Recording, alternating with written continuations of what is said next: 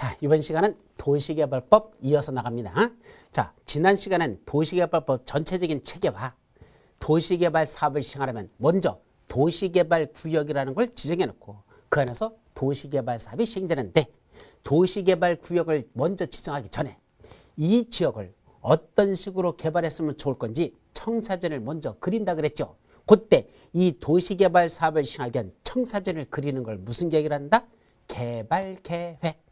원래는 도시개발 사업의 계획인데 줄여서 개발계획이라 이렇게 시험 문제는 납니다. 그러면 개발계획을 먼저 수립해야 된다 그랬죠. 그게 원칙이고 예외적으로 도시개발구역을 지정해 놓고 나중에 개발계획을 수립하는 예외도 있지만 원칙은 구역을 지정하려면 개발계획을 먼저 수립해야 되는 겁니다. 그래서 그 개발계획이 무엇인지를 지난 시간에 살펴봤습니다.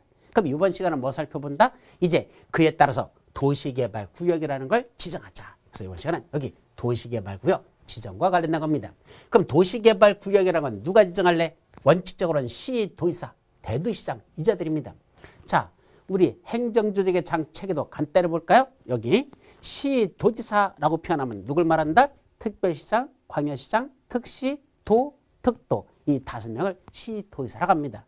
따라서 서울에서는 도시개발구역을 누가 지정한다? 서울특별시장이 지정합니다. 인천에서는 인천광역시장, 세종시에서는 세종특별자치시장, 경기도에서는 경기도도지사, 제주도에서는 제주특별자치도지사, 바로 시도지사들이 지정권자다 이 말이죠.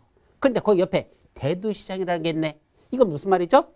원래는 경기도에서는 경기도도지사가 지정권자인데 그 밑에 대도시가 속하는 지역이 있다면 그 대도시에서는 대도시장, 바로 요 대도시장이 요자가 지정권자가 된다 이 말입니다. 자, 다시 말하면 수원시는 경기도에 속하지만 대도시죠? 그때는 수원시에다가 도시개발구역을 지정하는 건 누가 지정하는 게 아니고 경기도도지사가 시도사니까 경기도도지사죠? 경기도도지사가 지정하는 게 아니고 누가 지정한다? 수원시장, 대도시장이 자기가 지정한다 이 뜻입니다. 그래서 원칙은 시도지사들이 지정권자인데 어디서만? 요 대도시에서만은 그때는 도지사가 지정하는 게 아니라 대도시가 지정한다 이거죠. 그러면 대도시가 아닌 시라든지 또는 군에서는 경기도 예를 들면 과천시 그거는 인구가 30만 명밖에 안 되거든요. 그러니까 경기도 과천시 이거는 아직 대도시가 아닙니다. 포기하고 또 하나 경기도 연천군 그때는 누가 지정한다? 경기도 도지사가 과천시나 연천군에 도시개발구역을 지정하는 건 그건 경기도 도지사가 지정하고 수원시라든지 성남시라든지 이렇게 대도시에서는 도지사가 지정권자나 대도시장이 지정권자다라는 게 바로 여기 원칙은 정리하셔야 되는 거야. 원칙은 시도사인데 대도시에서는 도지사 대신에 대도시장이 지정한다 이 말이라는 걸 그렇게 새겨들어냅니다. 근데 그냥 시도지사 또는 대도시장 이렇게 얘기하면요 머릿속에서 이게 누군지가 정리가 안 된다는 얘기입니다. 그래서 반드시 여러분들은 뭘 알아야 돼? 행정조직의 장체계도를 보면서 원래는 특광, 특시도, 특도들인데 다만 도지사 밑에 있는 대도시장이 있다면 그때는 도지사 대신에 대도시장이 지정권자다. 그게 대도시장 이렇게 정리해야 됩니다. 하나씩 그 원리를 이해하지 못하면 무대뽀로 애운다고 애워지는 거 아니라고 말씀드렸습니다. 그렇게 정리하십시오. 근데 예외적으로 누가 지정한다? 최고대빵 국장이 지정한답니다. 원래는 시도지사가 지정권자인데 다만 대도시사는 대도시장이고 그런데 예외적으로 최고대빵인 국장이 직접 지정한데 몇 가지가 있답니까? 중국공 긴급협의 5가지가 있답니다. 이거 어떻게 하죠? 국토교통부장이 도시개발구역을 지정하려면 국토교통부장은 최고대빵이죠. 자기가 도시개발구역을 지정하려면 누구랑? 중국 공산당과 긴급히 협의하라. 뭐 이렇게 보세요. 중국 공산당과 긴급히 협의할 것. 대한민국 그 당들하고는 협의하는데 맨날 쌈박질을 하는 당들끼리는 협의할 필요 없고 중국 공산당하고 긴급히 협의해서 국장이 도시개발을 지정한다 이 뜻입니다. 어쨌든 이런 내용들이 있단다. 자, 중국 공 긴급협의가 뭔지는 나중에 오시지. 그건 지금 배울 건 아닙니다. 자, 두 번째. 그럼 어디다 지정할래? 지정대상 지역입니다. 자, 도시지역에서는 하고 나왔습니다. 그럼 도시지역 하면 또 뭐가 머릿속에 뭐 떠올려야 돼? 우리 용도지역 중에 도시지역은 뭐뭐 있었죠? 아까 주거지역, 상업지역, 공업지역, 녹지지역, 주상공록 이걸 도시지역을 합니다. 그 지역 안에서는 원칙적으로 면적이 얼마 된다? 1만 제곱미터 이상 되도록 지정해야 됩니다. 여기 1만이라는 개념이 뭐더냐? 예, 이쪽으로 100m, 이쪽으로 100m 가서 네모치면 그게 1만이에요. 아까 우리 1만이라는 개념은 가로 곱하기 세로가 얼마죠? 이게 1만이 되려면 동그라미가 몇 개죠? 만은 4개입니다. 그럼 동그라미는 4개라는 건 여기 이쪽이 100, 이쪽이 100. 이렇게 하죠. 100 곱하기 100 하면 그게 1만이 되는 겁니다. 그래서 면적은 이쪽으로 100m 걸어가고 이쪽으로 100m 걸어서 네모쳐봐라. 그럼 그게 1만 제곱미터가 나온다는 얘기입니다. 도시정 안에서는 가로 곱하기 세로가 100m, 100m만 되도록 이렇게 되면 그 정도 이상만 되면 도시개발구역으로 지정할 수 있습니다. 그럼 왜 얼마 이상이란 이런 규모를 왜 만들어놨을까? 도시기내라는 걸 수행한다는 건 아까 주거, 생산, 교육, 유통 이런 각종 도시에서 필요한 기능들 있잖아. 이게 서로 맞물려서 돌아가려면 최소 면적은 돼야지 그게 도시개발이지. 면적도 치꼬르맞게 지정해놓고 그걸 도시개발이란다? 속꿉장난하는 거지. 그게 도시개발입니까? 따라서 최소 면적이 얼마 이상은 돼야 되는데 도시적에서는 원칙은 적어도 1만 제곱미터 이상은 지정하라. 아까 마구찌 같은 데 있죠? 근데는 1만 이상으로 돼야 된다. 이런 뜻입니다. 그런데 공업지역에서는 특히 도시적 중에 주상, 공록 이렇게 할 때 공업지역에서는 1만 가지고는 안 되고 최소한 3만 제곱미터 이상은 돼야 된다. 그리고 왜 공업지역은 또 3만이죠? 공장 짓잖아. 공장은요. 일반적인 주택이나 상가 건물보다도 공장이 월등하게 땅 면적을 많이 차지합니다. 맞죠? 공장 가보십시오. 나왔잖아요. 공장 그 한 바퀴 그 울타리만 돌아도 막 5분씩 걸리는데도 수두룩합니다. 그러다 보니까 공장은 일반 건축보다 규모가 크기 때문에 면적이 적어도 3만 제곱미터 이상, 3배 이상은 돼야지. 그래야 도시개발구역으로 지정할 수 있다는 얘기입니다. 그런데 그럼 도시적 외지역 하고 나왔습니다. 이것도 무슨 말? 도시적 외 하면 어디를 말합니까? 아까 크게 도시지역, 관리지역, 농림지역, 자연환경 보전지역, 도관농자 이렇게 된다고 했잖아. 그럼 도시지역이라는 용도지역 이외에 나머지 지역이 어디란 얘기입니다. 어디죠? 관농자, 관리지역, 농림지역, 자연환경 보전지역을 말합니다. 따라서 도시적 외라고 말하면 항상 머릿속에 뭐가 떠난다? 관농자라는 개념이 떠올라야 돼요. 관농자, 관리지역, 농림지역, 자연환경 보전지역. 여기서는 원칙이 얼마다? 30만 이상이라는 얘기입니다. 이건 아까 1만보다도 30배나 되네? 30만? 그럼 도시적에서는 원칙은 1만이고 공업지역은 3만 이상이면 된다 그랬는데 왜 도시적 외지역은 무려 30만이나 요구할까? 이게 바로 신도시 개발의 개념입니다. 우리가 신도시 개발하는 건 도심 한가운데서 신도시 개발 못해요. 저쪽 변두리 지역 그런 지역이다. 그죠? 평촌 지역도 옛날에는 그 논밭 있던 지역입니다. 어디도 마찬가지고 예, 저쪽 일산 쪽도 마찬가지고 그런 데는 동탄 같은 데도 마찬가지잖아. 그런 데는 저 변두리 지역이죠. 도시적 외지역입니다. 그런 데서는 신도시 개발 개념이기 때문에 최소한 면적이 30만 이상만 돼야 되고 예외적으로 일정한 요건을 갖춘 자한테는 30만이 아니라 10만 이상만 돼도 도시개발구역으로 지정할 수 있다라는 예외들이 있습니다. 그래서 이런 것들이 나중에 세부적인 건 그때 오면 되고 도시를 개발하려면 면적이 너무 작으면 안 되는구나.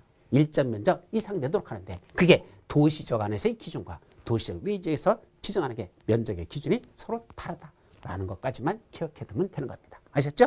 자, 그 다음에 세 번째. 그럼 도시개발구역을 지정하면 그 안에서 어떤 효과가 있을까? 도시개발구역 지정 시의 효과입니다. 첫째, 도시개발구역을 지정했더니 이 도시개발구역이 뭐로 된답니까? 용도지역이 도시지역이 된답니다. 자, 이게 무슨 말이죠? 아까 저기 시골지역 예를 들면 관농자 지역인데 관리지역, 농림지역, 자연환경 보전지역 이런 지역에다가 신도시를 개발하기 위해서 뭘 지정했다? 도시개발구역을 지정했습니다. 어떤 효과인다? 그 지역은 더 이상 아까 말한 관리지역이나 농림지역이나 자연환경 보전지역이 아니고 그 도시개발을 지정한 이 지역은 용도지역이 뭐 된다? 용도지역이 도시지역이란 용도지역이 되더라 이 말이죠. 다시 말하면 용도지역에 변경이 발생하는 겁니다.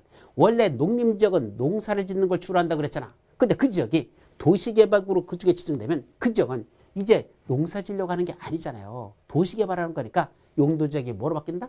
도시지역이란 용도지역이 되는 게 맞다는 얘기입니다. 근데 따로 용도지역을 지정하는 절차를 거치지 않고도 도시개발구역이 지정곳이 되는 그 순간 그 지역은 당연히 용도지역상 거기는 도시지역이란 용도지역이 됐기 때문에 그 안에서는 도시지역에서 할 수 있는 개발행위 들어가면 된다 이런 뜻이죠. 동시에 플러스니까 동시에 지구 단위 계획구역으로 결정되어 호시된 거로 본다라고 됐습니다. 그러면 지구 단위 계획구역으로 본다는 건 무슨 말이죠? 자, 거기를 난개발을 방지하고 체계적이고 계획적인 개발하는 게 무슨 계획을 했죠? 그 동탄지구만 광교지구만 하나의 구역으로 묶어서 그 동탄지구 광교지구만 하나의 단위로 묶어서 거기서만 계획을 수립하기 위한 구역으로 보자는 얘기입니다. 어차피 지금부터 체계적인 개발이 필요하니까 요 구역만 하나의 단위로 묶어서 여기서만 계획을 수립하는 무슨 계획? 지구 단위 계획을 수립하기 위한 구역으로 결정 고의사항으로 봅니다. 따라서 도시개발구역이 여기다 도시개발구역이 이렇게 지정되는 순간 이 지역은 용도지역은 더 이상 무슨 관리지역이니 농림지역이니 자연환경지역이니 이런 게 아니고 용도지역은 뭐로 다 통일된다? 도시지역이란 용도지역이 되면서 동시에 체계적인 개발을 위한 지구단위 계획을 수립할 지구단위 계획 구역으로 그렇게 결정 고의사항으로 봅니다. 결국은 세 가지로 본다는 얘기입니다. 도시개발구역이면서 용도지역은 도시지역이면서 동시에 지구단위 계획구역 이렇게 세 가지로 보는 걸 원칙으로 한다. 이런 뜻이죠. 자, 두 번째로서는 이 안에서 개발행위 하는 사람들은 다 뭐 받고 한다? 허가받고 하라 그랬습니다. 이게 무슨 말일까요? 개발행위 하는 사람들은 다 허가받으라는 게 이 도시개발구역이 지정되고 나면 결국은 나중에 뭐 해야 되죠? 다 까문 개고 새로 이렇게 개발할 거 아닙니까? 그럼 까문 개고 개발할 지역에다 건축물 줘버리면 나중에 뭐 하죠? 그거 국가적인 낭비죠. 어차피 부실 거에다 건물 짓는다는 것, 이건 싹 까문 개에다 건물 짓는다는 것, 이건 의미가 없기 때문에 개발행위 하려면 허가받으랍니다. 따라서 도시개발 사업과 관련 없는 그런 건축물을 지려고 한다는 건 허가 내주지 않습니다. 웬만한 건 허가 못 내요. 다만 경매한 행위들을 해서 그것들은 허가받는 게 아니라 그냥 할 수 있는 것들이 있습니다. 어차피 사람이 살고 있는 지역인데 도시개발구역이라서 아무것도 하지 말라. 안 되잖아. 일부 경매한 개발행위는 그냥 해도 좋고 나머지 원칙적인 개발행위 뭐뭐 있었죠? 아까 건공형체 분물이라는 걸 개발행위라고 했었죠? 그 중에 하나 더 들어가. 중목의 벌채 및 식재. 나무를 베어나거나 나무를 심는 것들 이런 것들도 이 도시개발구역에서 하고 싶으면 그런 허가 받아야 되는 건공형체 분물주이라는 7가지 개발행위 하려면 그건 허가 받아야 되는 게 맞다는 얘기입니다. 그죠? 자, 세 번째.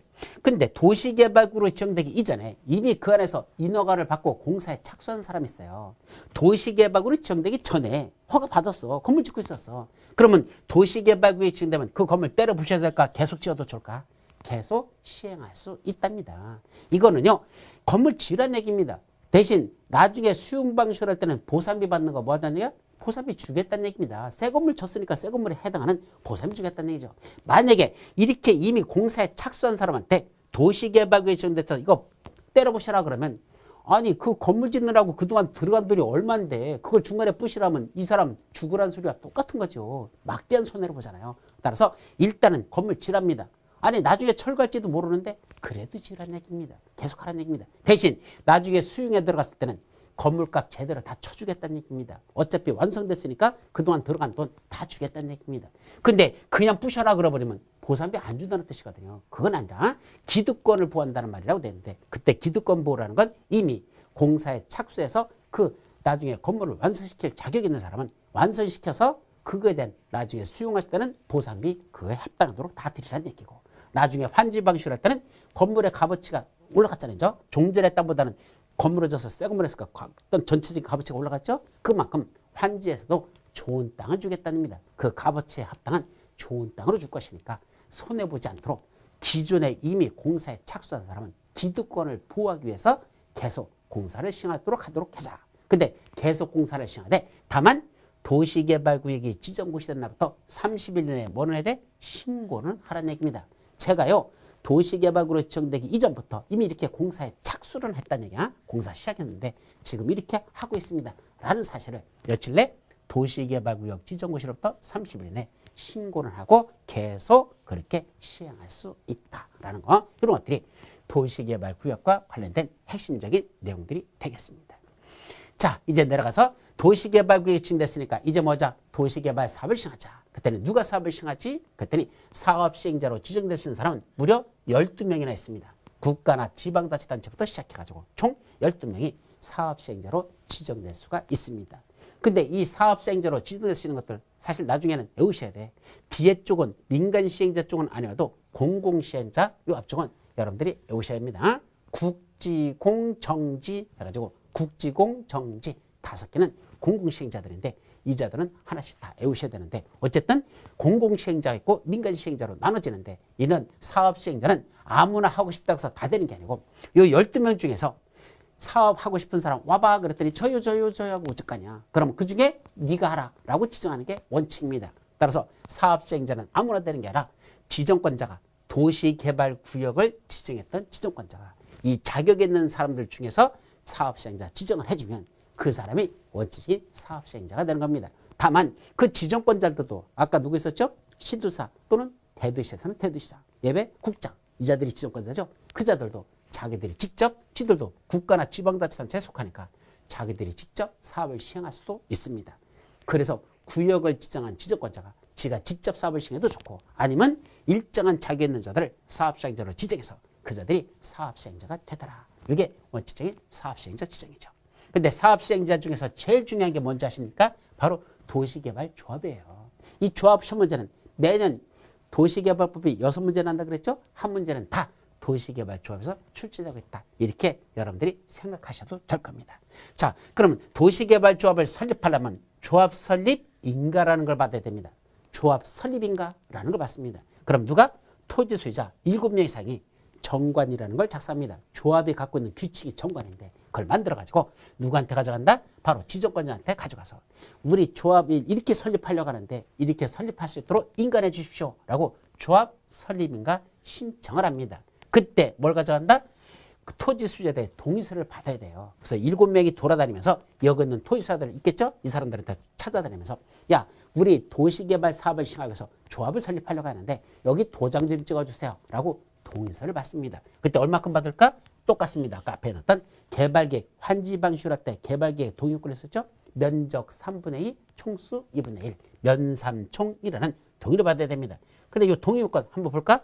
면적이 120만 제곱미터랍니다. 봐봐. 도시개발구역 전체 면적을 여기서 예를 들은 거야. 120만 제곱미터가 된답니다. 그럼 전체 면적의 소유자들이 이렇게 다 나눠져 있을 거 아닙니까? 그죠? 여기 어떨 때는 수만 명도 되는 경우가 있어요. 그럼 이렇게 소유자들이 다 있을 건데 이 사람들의 전체 면적이 120만이라면 그 면적의 3분의 2니까 120만의 3분의 2 뭐죠? 곱하기 3분의 2 해보십시오. 그럼 120만을 셋으로 나눠보십시오.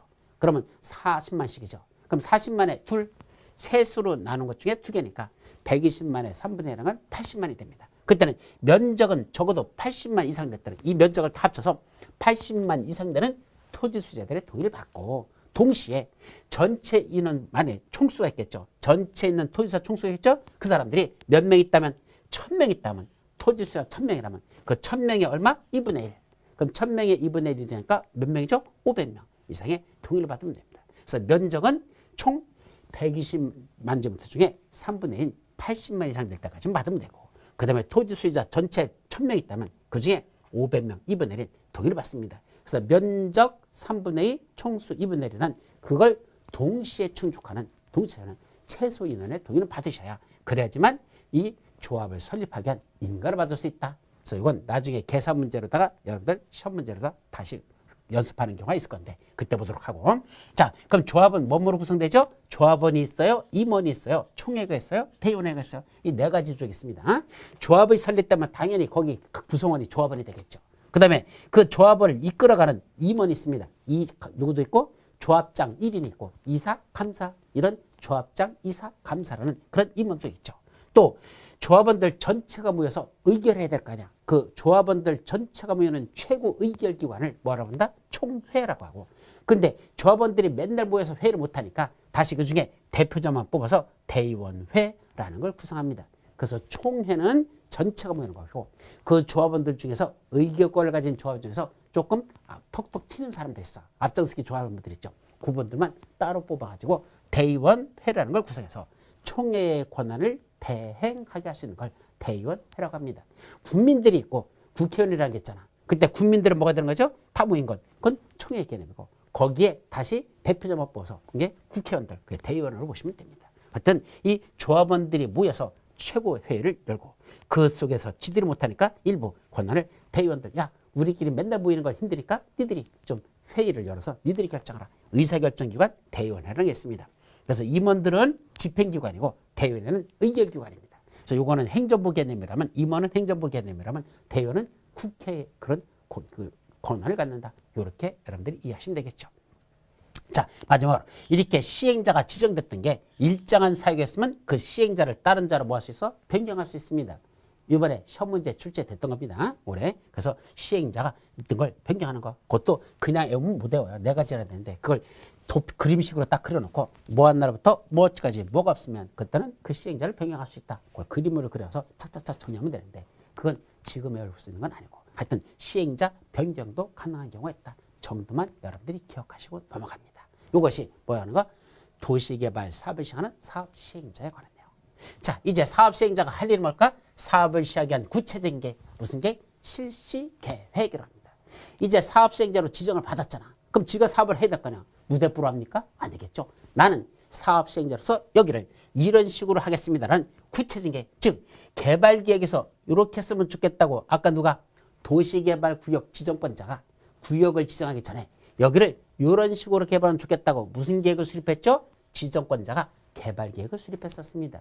그러면 사업시행자로 지정받은 자는 이 개발계획에 맞도록 무슨 계획을? 실시계획을 작성해야 된다. 이런 뜻이죠. 따라서 지정권자가 여기는 이렇게 개발하면 좋겠다는 청사진을 그려놨으니까 사업시행자는 그걸 구체화시키는 실천계획을 수립하는데 그걸 무슨 계획을 한다? 실시계획. 그래서 이렇게 되는 걸 구체적으로 이렇게 하겠습니다 라는 실시계획이 수립되는 겁니다. 그러면 이때 실시계획을 작성한 시행자는, 실시계획은 모든 시행자는 다 작성해요. 그걸 가지고 누구한테? 역시 구역지정권자한테 가지고 갑니다. 가서 뭐라 하죠? 자, 구역지정권자님, 당신이 이렇게 개발하면 좋겠다고 아까 개발계획 수립해놨잖아, 지정권자가. 그래서 제가 그거에 맞도록 이렇게 실시계획을 작성했으니까 이것 좀 인가해 주십시오 라고 인가 신청이라는 걸 합니다. 그럼 저 지정권자가 그 실시계획 내용을 검토해보고 괜찮네, 내가 생각했던 대로 제대로 가져왔네, 알았어, 그렇게 하시게 라고 뭘 해준다? 인가라는 걸 내주고 그 인가해준 사실을 뭔다? 고시합니다. 그래서 실시계획을 작성해서 인가받고 그 인가받은 내용을 뭔다? 고시한다. 그래서 실시계획 작성 인가 고시라고 표현하죠. 그때 인가 신청해서 지정권자한테 인가받은 걸 중간에 그 내용을 변경하거나 또는 폐지하고 싶다? 요거 인가받은 걸 중간에 변경할 수도 있고 또 폐지할 수 있잖아. 원칙이 뭐죠? 변경, 인가, 다시 받는 게 원칙입니다. 여러분 이건 부동산공법의 전체적인 틀입니다. 전체적인 원리입니다. 허가받은 걸 변경하고 싶다? 변경 허가 받아야 됩니다. 인가받은 걸 변경하고 싶다? 변경 인가 받아야 됩니다. 어떤 때는 무슨 승인받은 걸 변경한다? 변경 승인 받으라는 얘기입니다. 똑같은 절차를 거칩니다. 그런데 일부 경면 변경이 있었어요. 그때는 인가받지 아니한다 라고 됐습니다. 어디 보면 인가받지 않고 그냥 할 수도 있고 어떤 때는 그걸 신고만 해도 되는 거고 어떤 때는 통지만 해도 됩니다. 그래서 경면 변경일 때는 아예 그냥 할 수도 있고 신고하고 하는 경우도 있고 통지하고 하는 경우도 있다. 그게 법마다 또 다 나눠지는데 나중에 깊이 있게 공부할 때 그때 보시면 됩니다. 자, 그때 실시계획을 작성할 때 이 실시계획에 어떤 내용이 들어가더냐? 지구단위 계획이 포함되어야 됩니다. 아까 도시개발구역이 지정되면 그 지역을 뭐라 본다? 도시지역과 지구단위 계획구역으로 결정되어 고시한 거라 본다. 결국 도시개발구역이면서 용도지역은 도시지역이면서 체계적인 계획적인 개발관리를 위한 지구단위 계획구역으로 본다 그랬습니다. 그럼 지구단위 계획구역이 됐으니까 이제 무슨 계획을 수립해야 돼? 거기서 개발하기 위한 지구단위 계획을 수립해야 되잖아. 지구단위 계획구역을 먼저 지정해 놓고 그 안에서 지구단위 계획을 수립하면 그 지구단위 계획구역 안에서는 무슨 계획대로만 개발하라? 지구단위 계획대로만 개발하라 그랬었습니다. 따라서 지구단위 계획을 수립해야 되는데 여기서 중요한 건 지구단위 계획을 따로 수립하는 게 아니고 어디다 포함시킨다? 실시계획 속에다가 포함시켜야 한다. 그래서 실시계획을 작성하는 그 속에 지구단위계획에 들어갈 내용들이 한 10가지 있어요. 나중에 지구단위계획 세부적으로 배워. 지구단위계획 들어갈 내용들이 쫙 있는데 그 10가지 되는 그 내용을 실시계획 작성하는 그 속에다 포함시켜야지 따로 수립하는 게 아니더라. 이게 중요한 겁니다. 또 실시계획 속에는 설계도서, 즉 어떤 식으로 할 건지 설계도면에 나와야 되고 자금 조달해야 될 거냐. 이 자금은 어떤 식으로 조달해서 개발하는데 자금을 쓰겠다. 자금 조달하고 또 사업 시행 기간은 얼마나 될 건지 이런 것들이 실시계획 속에 들어가는 세부적인 내용입니다. 그래서 실시계획이 고시되면 어떤 효과가 있다? 그 고시된 내용 속에 뭐 들어있죠? 지구단위 계획 같은 게 들어갔는데 이 지구단위 계획 같은 건 다 뭐더냐? 우리 계획 중에 무슨 게? 도시군 관리계획으로 결정할 사항이라고 합니다. 용용, 개도시수, 기도정, 지입지, 지구단위 계획을 수립한 것도 도시군 관리로 해야 된다 그랬었잖아. 근데 이 지구단위 계획을 따로 도시군 관리로 수립하는 게 아니고 실시계획이 고시되는 그 순간 그 도시군괄구로 결정해야 될 그 내용들, 숙에 들어있던 그 도시군을 결정한 사항들, 이것들도 자동적으로 그게 결정되어 고시된 거로 본다라는 이런 의제 사유가 있는데, 이건 아직은 외울 거 아닙니다. 이건 상당히 복잡해서 어려우니까 조금 더 공부가 되면 그때 보도록 하자. 어쨌든 사업 시행자, 사업을 시작한 구체적인 무슨 계획? 실시계획을 작성하라는 얘기입니다. 그럼 이제 실시계획 작성됐으면 인가받고 실시계획을 고시하면 이제 뭐 하면 되죠? 이제는 사업에 들어가는 겁니다. 실시계획을 고시했으니까 실시계획대로 공사에 들어가면 된다는 얘기죠. 그랬더니 무슨 방식이 있다 그랬죠? 수용 또는 사용 방식과 환지 방식으로 나눠진다 그랬잖아. 그래서 이제 수용 또는 사용 방식으로 사업을 시행해보자. 그럼 누가 수용할래? 조합을 제외한 모든 시행자들이 다 수용 방식으로 사업을 시행할 수 있습니다. 그럼 조합은 왜 수용을 못하죠? 조합이 뭡니까? 토지 소유자들이 모여가지고 야, 우리 조합을 설립해서 여기 도시개발해볼까? 이 소리잖아. 그래서 지들이 그러자 해서 모여가지고 조합을 설립해놓고 자기들 땅을 지들이 강제로 사버린다? 무슨 제살깎게 하는 겁니까? 자기들끼리 모여서 사업을 시작했다고 하고 자기들끼리 자기들 땅을 강제로 사는 거, 강제로 뺏는 거, 이런 수용 방식은 없다는 얘기입니다. 그럼 조합은 무슨 방식으로 합니까? 사업 정보를 환지 방식으로 할 때만 조합이 사업을 시작합니다. 환지 방식, 즉 지들끼리 모여서 개발해가지고 자기들끼리 새로운 땅으로 나눠 갖자. 이게 환지 방식 아닙니까? 그래서 조합은 사업 정보를 환지 방식으로 할 때만 사업 시행자가 되는 거지. 수용 방식으로는 조합은 할 수 없다는 거. 근데 특히 누구? 아까 민간 시행자 했었죠. 공공시행자 있었고, 그죠? 국지공정지, 공공시행자 밑에 나머지 토지 소유자라든지 조합이라든지 또 이전법이라든지 이런 민간 시행자들은 함부로 수용할 수 없습니다. 민간 시행자가 수용 방식으로 하려면 조건이 있어. 적어도 그 전체 토지 면적의 3분의 1은 지가 소유하고 있어야 됩니다. 즉 민간 시행자들이 수용 방식으로 하려면 전체 면적의 3분의 1은 네가 알아서 사들이라는 얘기입니다. 그걸 매입해가지고 소유권을 취득하라는 얘기입니다. 소유하라는 얘기는 소유권을 취득하라는 얘기죠. 그럼 나머지 얼마 남았어? 3분의 1. 이건 소유권 취득하지 못했잖아. 그거는 강제로 살 수 있는 수용권을 발동할 수 있도록 해주겠다는 얘기입니다. 그래서 민간 시행자들은 처음부터 수용하는 건 안 되고 3분의 1까지는 네가 자발적으로 알아서 사들이고 나머지 남은 3분의 1들, 이 골수분자들 죽어도 안 팔겠대. 너한테는 안 팔아. 그건 소유권 안 주겠대. 그런 땅은 남은 3분의 1만 남는다면 그 이하되는 땅들은 강제로 살 수 있는 수용권을 준다. 이 뜻입니다. 그리고 그럼 민간 시행자가 3분의 1만 소유했으면 무조건 될까? 안 됩니다. 전체 소유자 총수의 2분의 3의 동의도 받아야 됩니다. 이건 왜 만들어 놨느냐면 보세요. 여기 도시개발구역의 면적이 이만큼 있답니다. 그런데 여기에 소유자가 몇 명 있다냐? 이럴 수도 있죠. 극단적인 경우입니다.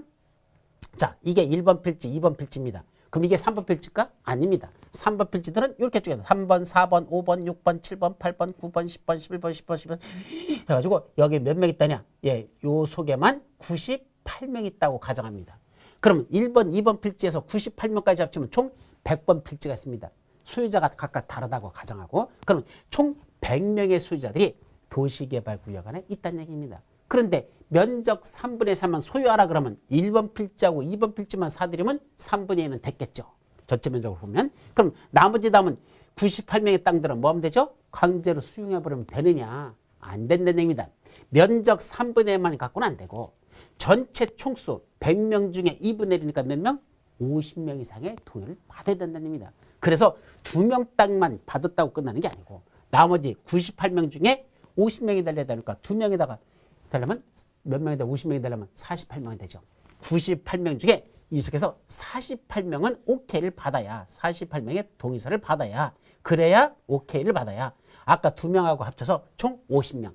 그게 2분의 1 이상이 된다는 얘기입니다. 그래서 100명 중에 적어도 면적은 3분의 1만 소유하는 건 안 되고 전체 총수의 다시 2분의 1은 100명 중에 50명 이상의 동의까지 받아야 비로소 민간 시행자는 그 토지들을 수용할 수 있다라는 거 그렇게 기억합니다.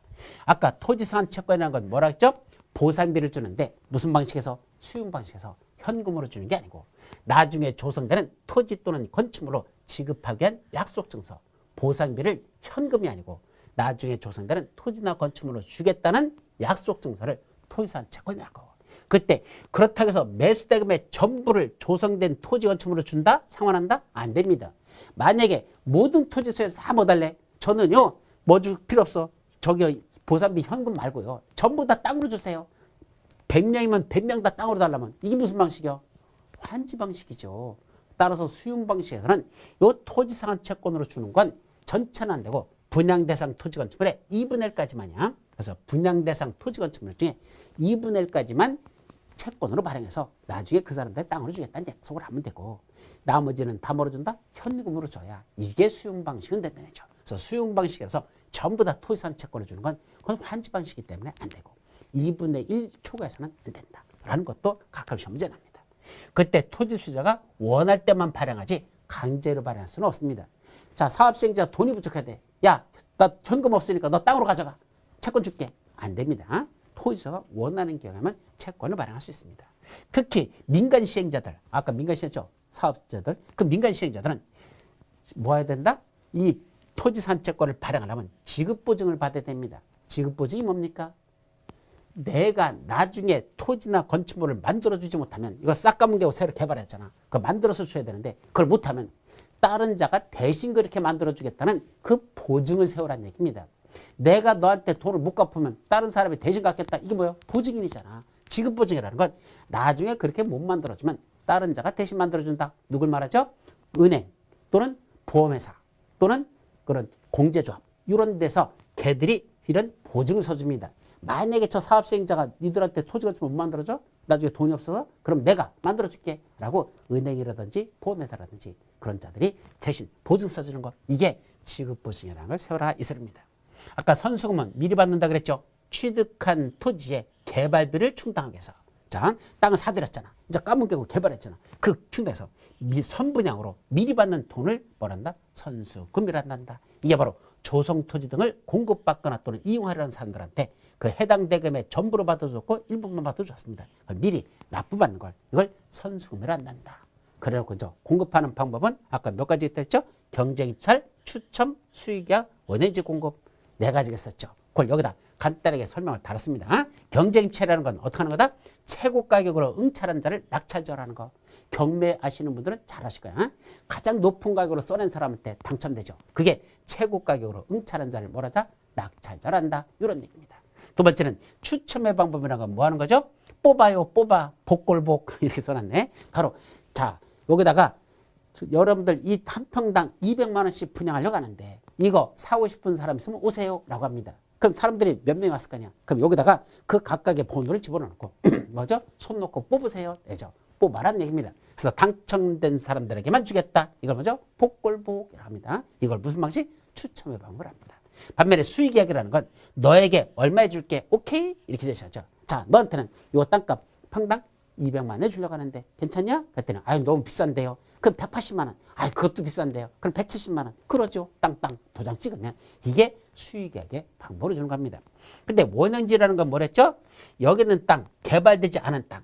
아까 원래는 무슨 땅을 준다 그랬죠? 이렇게 개발된 거로 땅을 주는 거거든. 종전의 땅을 개발해서 이런 개발된 땅으로 주는 게 원래는 공급인데 개발되지 않은 원래 형태의 땅, 이거 아직 개발 안 된 이걸 주겠답니다. 자연 친화적으로 개발할 때 그때 원형지라는 걸 곱합니다. 예를 들면 아까 여기 300년 전 소나무가 우거져 있다 그랬죠? 또 자연석 돌들이 참 멋들어진 데가 있어. 그럼 그 돌들을 살려가지고 그냥 거기다 건물들을 그 옆에다 지면 참 멋질 것 같은데 그 돌들을 다 캐내고선 그냥 평지 만들어서 공급한다?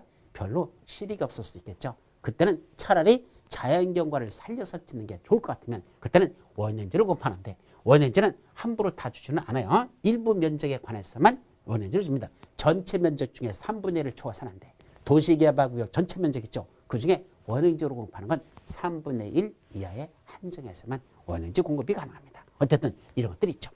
가격을 평가하는 건 원래는 뭐다? 감정평가업자가 평가한 감정가격을 합니다. 그래서 감정가격을 정해놓고 그 가격으로 제시해서 원래는 들어가죠. 근데 일부 건축물들은 일부 땅들은 건축물 지려고 하는데 일부 싸게 줘야 되는 것들이 있습니다. 비싸게 받지 않아야 되는 걸. 예를 들면 학폐공사랑 해서 학교, 폐기물 처리설, 공공청사, 사회복지사 같은 건 그런 공공 성격이 강한 것들은 비싸게 받지 않고 그런 건 싸게 받는다. 감정가격 이하로 공급할 수 있다라고 되어 있죠.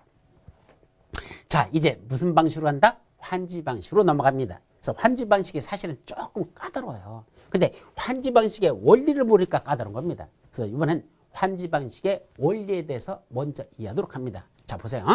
여기 필지들을 먼저 보자. 이 필지로 봐야 돼. 여기 1번 필지가 요만큼 있습니다. 여기가 요까지가 2번 필지입니다. 그럼 가운데 이 누런 거 뭐더냐? 이게 시골길입니다. 아까 말한 저 시골에 소 달구지 다니는 그런 시골길이 이렇게 있는 거고 넓은 도로도 있고 좁은 도로도 있겠죠. 이렇게 있는데 필지들이 1번 필지, 2번 필지, 3번 필지, 4번 필지, 5번 필지, 6번 필지.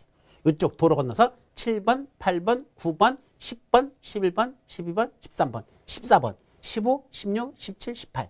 여기 18필지의 토지들이 있다는 얘기입니다. 여기를 우리 한번 개발해보자 이 소리입니다. 자, 그러면 이때 1번 필지부터 18번까지 있던 토지 수익자에게 새로 싹 까뭉개가지고 이렇게 개발하겠다는 얘기입니다. 이게 개발한 거야. 그래서 시골길에 있던 것들을 싹 까뭉개서 이렇게 대로로다가 널찍하게 만들었고 땅들도 그에 따라서 다시 분할해가지고 여기는 옛날 땅에는 뭐 있었죠? 여기 공원이 있었어. 그죠? 이런 것밖에 없었어. 공공설은 거의 공원 이런 거 조금 있었지 별로 존재하는 게 없었습니다. 근데 여기는 학교도 여기다 지어야 되고 이런 것들 또 공원도 조성하고 이런 게 있는데 이런 시청 건물도 들어가고 그래서 이런 학교라든지 공공청사 같은 이런 시청 같은 거는 아까 비싸게 받을까 싸게 받을까 이런 것들은 사실은 싸게 줘요. 이것도 마찬가지야. 그래서 학교라든지 시청 같은 이런 건물들은 공공설이 들어가는 그런 건물들은 원래 환지 방식에서는 뭐죠?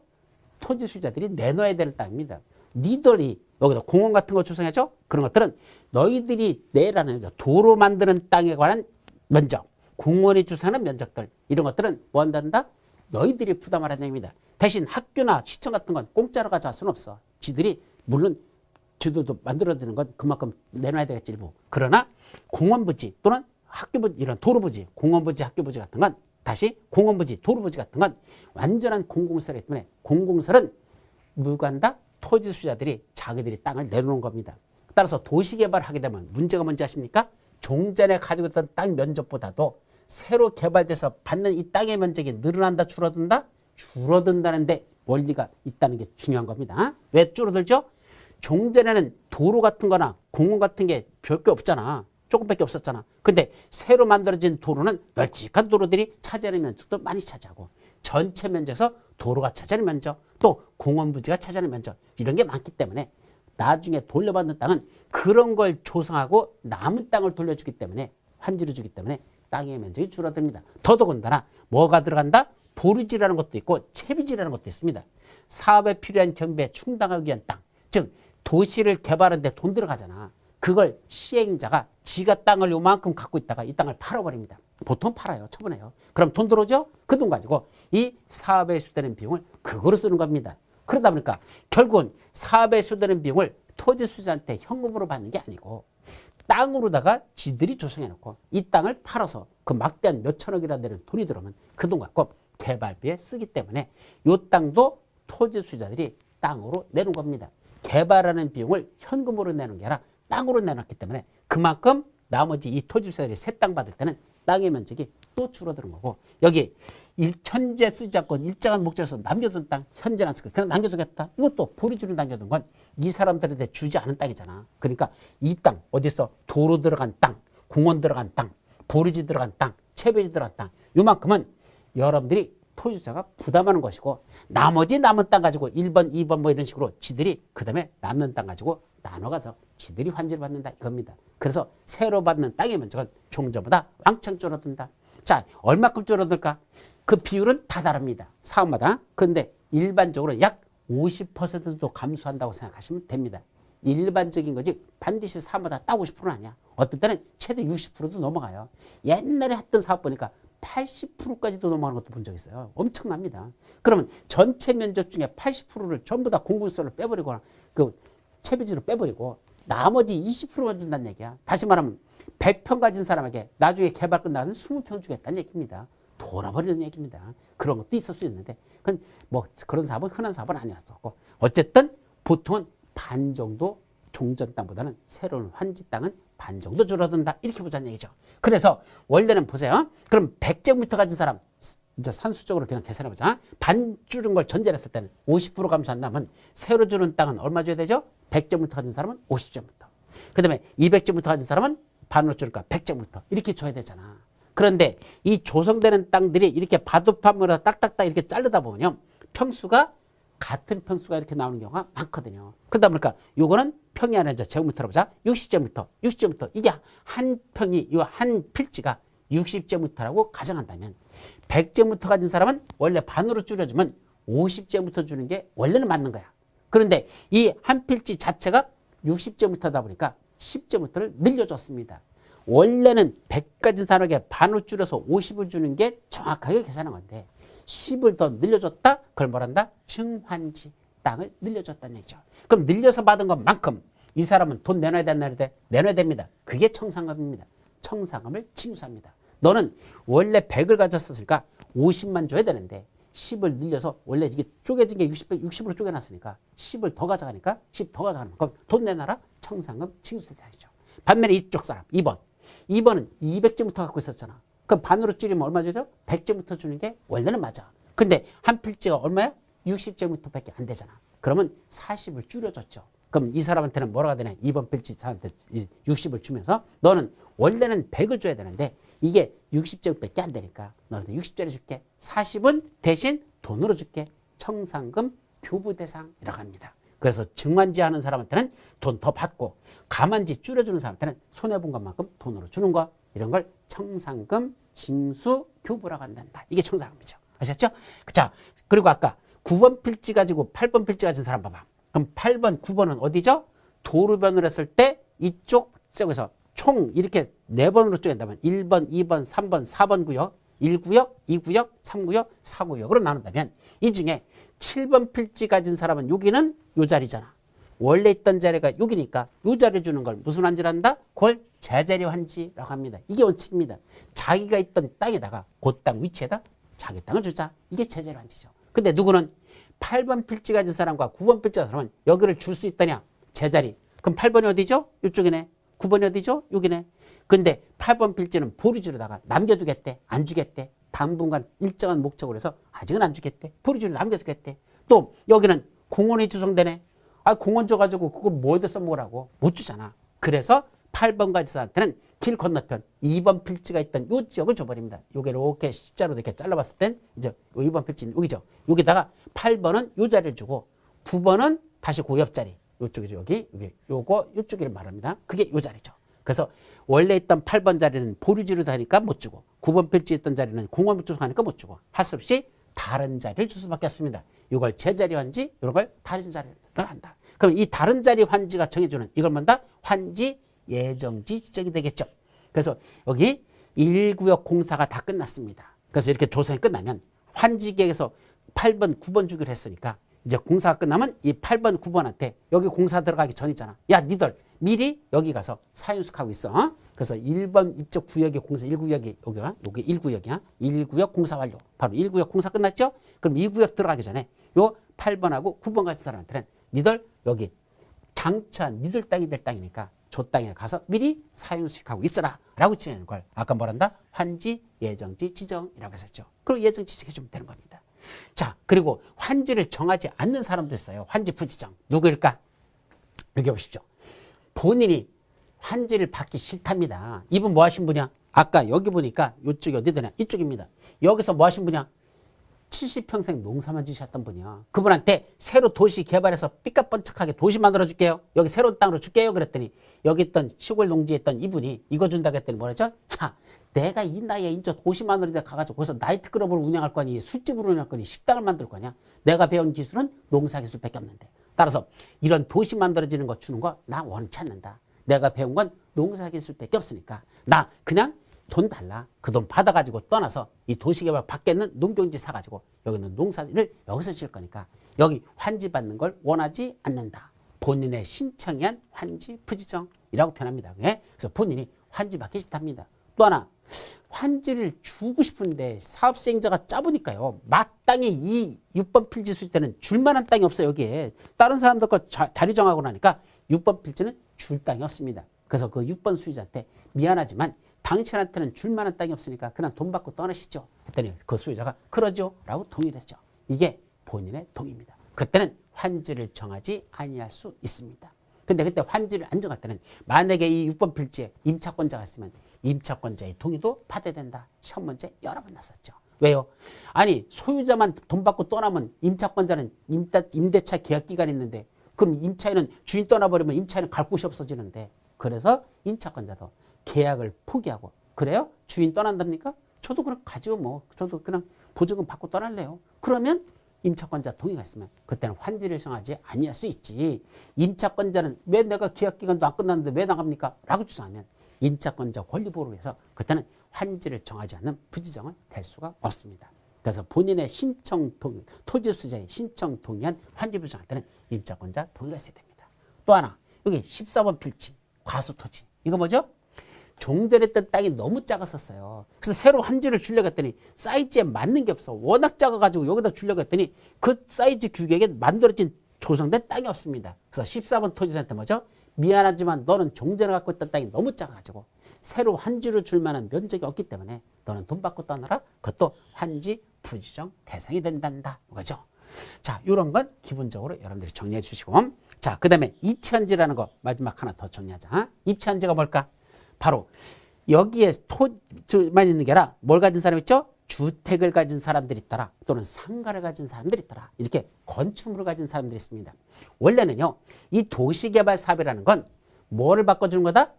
종전했던 토지를 개발해가지고 새로운 땅으로 주는 게 이게 무슨 방식이야? 이게 도시개발 사업입니다. 즉 도시개발 사업은 건축물을 쳐주는 게 아니고 원래는 대지를 조성해 주는 겁니다. 즉 종전의 땅을 가진 사람들 걸 싹 검은게가지고 밑에다가 저기는 들어가야 되죠. 토목공사는 들어가야 되죠. 따라서 상하수도 같은 거 매설하고 전기시설, 가스시설, 통시시설, 지원난방시설 이런 건 다 들어와야 돼. 대신 필지에다가 건물 짓는 건 아니고 그런 것들만 각 필지마다 전부 다 옵니다. 그래서 거기 가보면요. 필지조사인데 대지조사인데 가보면 거기 이걸 뭐로다 덮어놨어요. 어떤 거 뭐 비닐 같은 거로다 이렇게 덮어가지고 그걸 묶어놓거나 왜 전기시설, 가스시설, 통시시설 나와 있잖아요. 그거까지 다 들어온 거야. 거기 뭐 그렇고 그 위에다가 건물 져가지고 연결하라는 얘기입니다. 그 위에다가. 따라서 대지만 조성해 주는 것 이것이 원래는 도시개발 사업이라는 얘기입니다. 그런데 뭐도 안 난다. 그냥 대지만 조성하는 게 아니라 종전에 주택을 가진 사람들은 뭘 원하죠? 당연히 새로 조성되는 주택을 원하는 거지 땅을 원하지는 않을 거냐. 상가 가진 사람들은 상가를 원하는 것이고 바로 그런 사람들에게 어떻게 준다? 이렇게 주택을 가진 사람들을 다 묶어서 여기다 이렇게 땅을 묶어서 여기다 뭐 하죠? 아파트 같은 걸 쳐가지고 그 사람들에겐 그런 건축물의 일부와 토지의 공유 지분을 지급하는 거. 즉 아파트는 어떻게 주죠? 건축물의 일부니까 한 동을 다 주는 거 아니잖아. 아파트 한 동 다 주면 그거 엄청난 부자게. 그러니까 그중에 한 개 동의 일부 몇 동 몇 토 이것만 주고 일부죠. 토지는 뭐죠? 이 아파트 부지 있잖아. 이 땅은 공유 지분. 여러분들 아파트 지분은요. 땅 지분은 내가 여기가 내 땅이라는 게 없어. 전체 면적 중에 예를 들면 전체가 12,000제곱미터라면 12,000분의 우리 내가 갖고 있는 건 그중에 120제곱미터다. 이렇게 공유지분이라는 게 전체 중에서 내가 갖고 있는 게 얼마라는 그 지분. 이게 공유지분입니다. 위치를 정해주지는 않습니다. 여기가 내 거다. 아파트에 땅에 가보면 우리 아파트에 그 땅에 가보면 여기가 내 땅이다라고 표시되어 있습니까? 그런 건 개인적인 소유는 없고 전체 면적 중에 얼만큼 지분이다. 이게 공유지분. 이렇게 주는 걸 뭐란다? 입체환지. 입체환지는 뭘 주는 게 아니고 땅을 땅으로 바꿔주는 건 평면환지랍니다. 그건 평면환지야. 그게 아니고 거기다 뭘 준단다? 건물까지 져준다. 그 건물 져주는 걸 말한다? 입체환지. 그래서 땅과 땅을 바꿔주는 건 평면환지. 평면환지. 거기다 건물까지 져주는 건 입체적인 모습을 띈다. 입체환지를 한다. 아셨죠? 그 정도만 여러분들이 기억하면 됩니다. 여기까지가 무슨 법? 그게 도시개발법의 핵심적인 내용입니다. 자, 이제 마지막 시간 뭐가 남았죠? 도시 및 주거환경 정비법 전체가 어떤 내용을 다루냐? 요거는 다음 시간에 볼 마지막 내용인데 사실은 정비법이 개정이 됐습니다. 근데 사실은 아직은 개정된 거 아닙니다. 정확히는 내년 2월 9일부터 요 개정된 내용이 여러분들 시험범위에 들어가는 겁니다. 그래서 지금은 아직은 개정되지 않지만 내년도 시험은 어차피 10월, 이제 여러분들 10월 달에 시험 보는 건 그건 이 개정된 내용이 시험 문제 나기 때문에 그 개정된 내용을 가지고 정리할 수밖에 없습니다. 그래서 종전보다는 사업이 더 간단해졌어요. 작년까지는 우리 6가지 사업으로 보면 되는데 이제는 무슨 사업? 딱 3가지입니다. 주거환경 개선 사업, 주택 재개발 사업, 주택 재건축 사업. 아니 다시 주거환경 개선 사업, 그냥 재개발 사업, 그냥 재건축 사업. 앞에 주택자가 들어갔던 걸 다 빼버렸습니다. 그래서 주거환경 개선 사업, 재개발 사업, 재건축 사업 이렇게 3가지만 정비 사업이라고 부른다는 것. 그래서 도시 및 주거환경 정비법에서 시행되는 정비 사업에는 몇 가지 있다? 딱 3가지. 주거환경 개선사업, 재개발사업, 재건축사업. 요 사업에 관련된 내용들을 살펴보는 거. 이것이 무슨 법? 도시 및 주거환경 정비법의 내용인데 그거는 우리 다음 시간 마지막 시간에 살펴보도록 하고 이제 잠시 쉬었다 가도록 하죠.